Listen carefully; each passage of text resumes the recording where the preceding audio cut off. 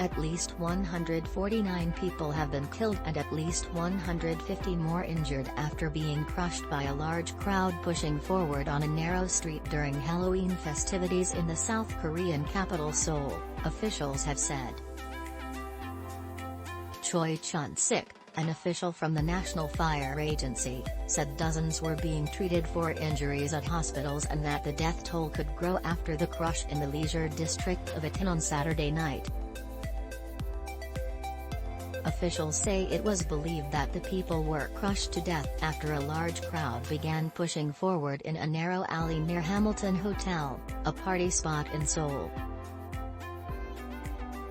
More than 400 emergency workers and 140 vehicles from around the nation, including all available personnel in Seoul, were deployed to the streets to treat the injured. The National Fire Agency separately said in a statement that officials were still trying to determine the exact number of emergency patients. TV footage and photos from the scene showed ambulance vehicles queued up in streets amid a heavy police presence and emergency workers moving the injured on stretchers. Emergency workers and pedestrians were also seen performing CPR on people lying in the streets. In one clip, paramedics were seen checking the status of a dozen or more people who lay motionless under blue blankets. Police, who were restricting traffic in nearby areas to speed up the transportation of the injured to hospitals across the city, also confirmed that dozens of people were being given CPR on Itaewon streets. The Seoul metropolitan government issued emergency text messages urging people in the area to swiftly return home.